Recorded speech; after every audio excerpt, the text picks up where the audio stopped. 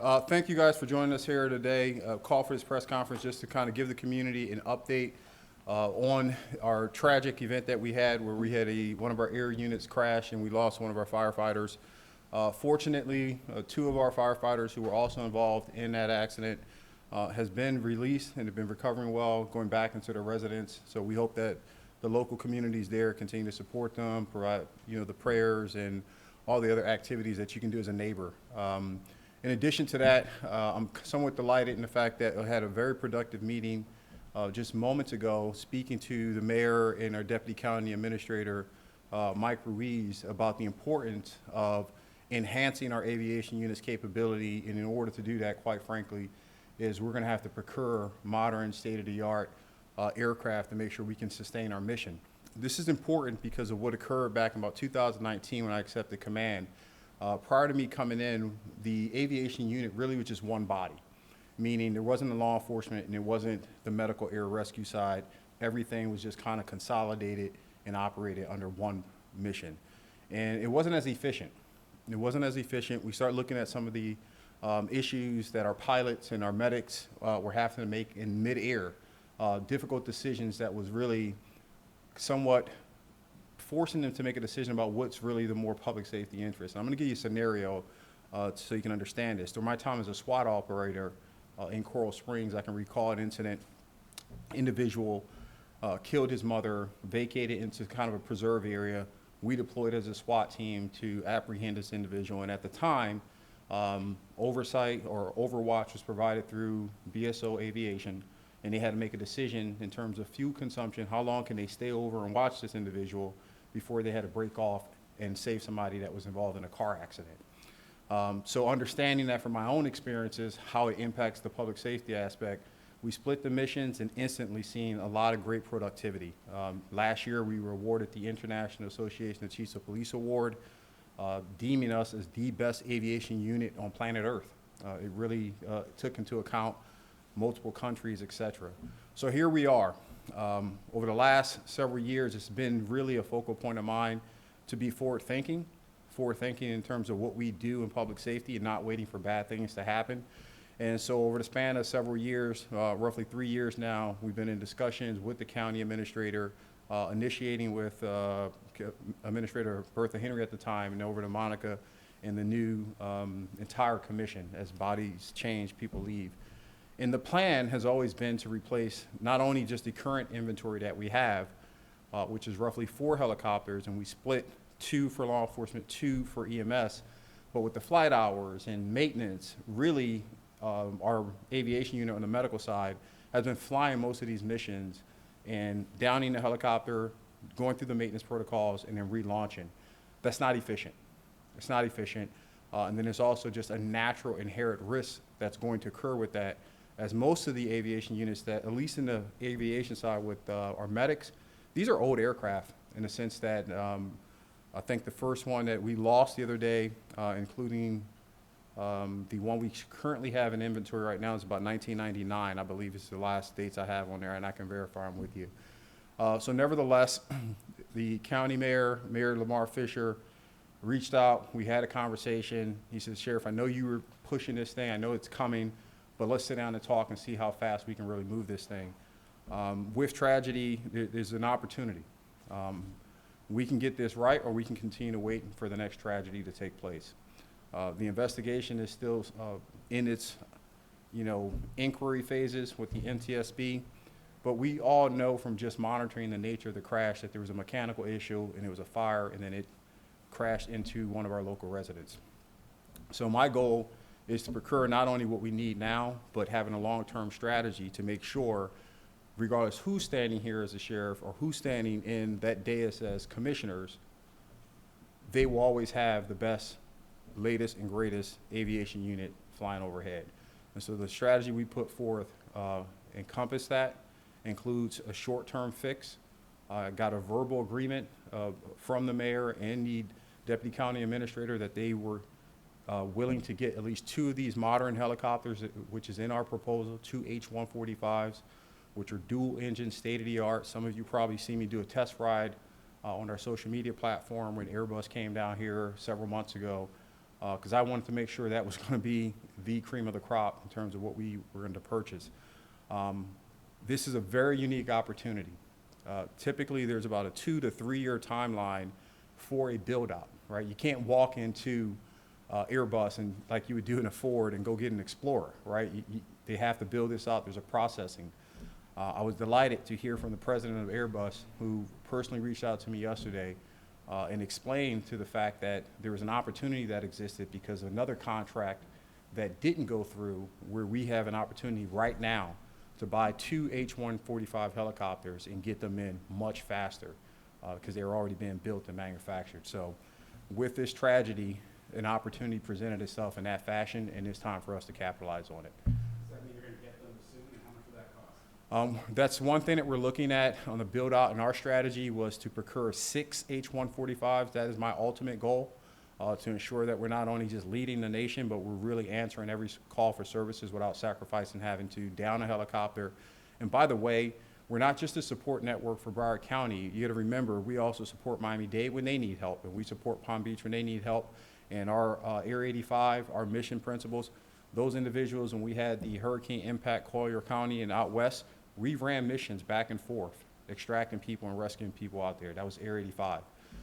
So what I'm waiting for now in area is to get a cost element for what that type of deposit would be, so to speak, to get that contract locked in and secured. I anticipate we'll get that before the end of the week. Airbus is very interested in this, understanding this is a sensitive time for us. We're down in aircraft. We're tripling up inspections and everything else. What you can't control is what may happen right now. There may be a moment, going back to what we know about this tragedy, our men were flying out to rescue someone. Car accident, mother, child, high liability issue, trauma alert. That is what occurs all day, every day.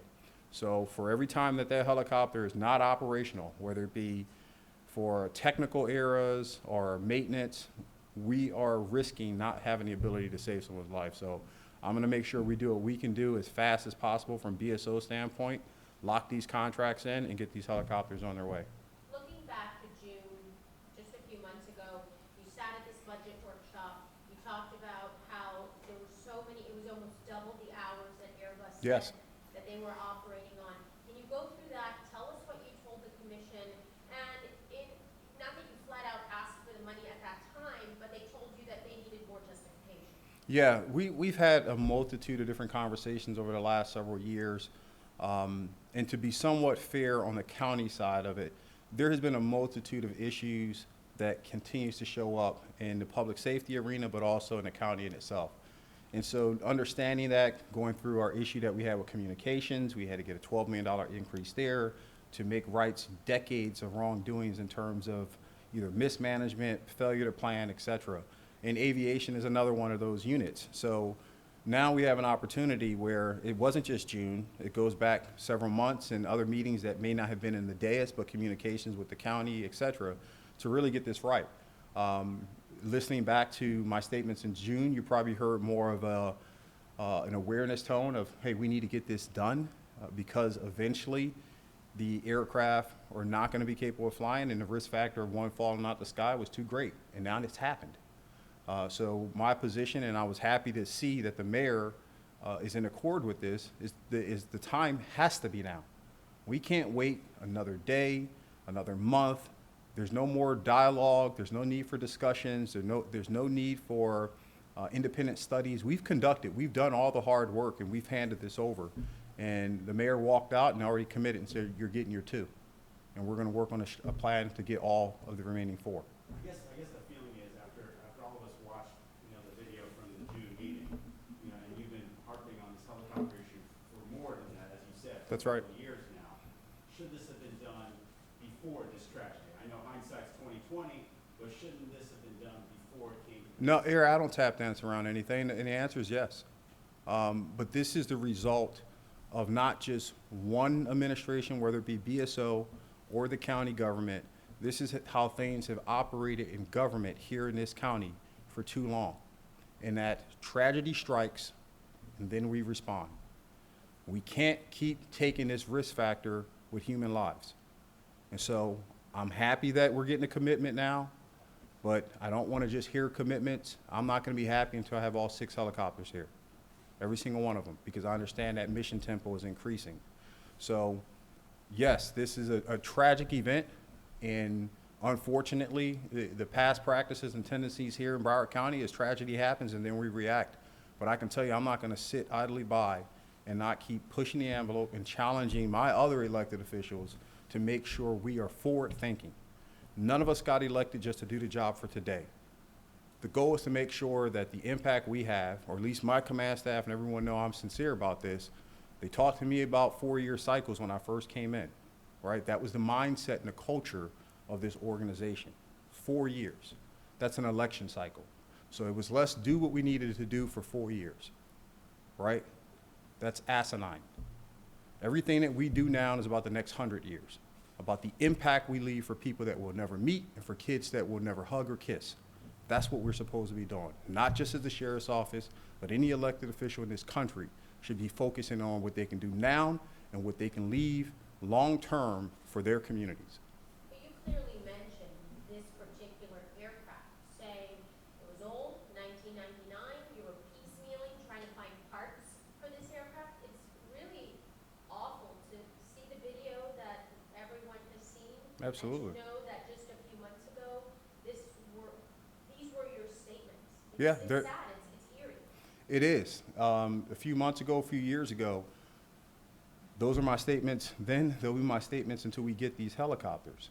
I think the biggest thing right now is looking at, even if we did purchase the helicopters 2 years ago, and the commission was aggressive with it and said, hey, we're with you, we're going to move forward, they still wouldn't be here today because of the timeline it takes to procure these things.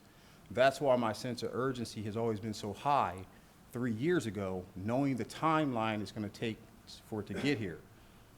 Now, for sake of an opportunity that presented itself, we most certainly cannot ignore the fact that we have 2 helicopters that are, and kudos to Airbus for watching this and saying, we're going to call the sheriff.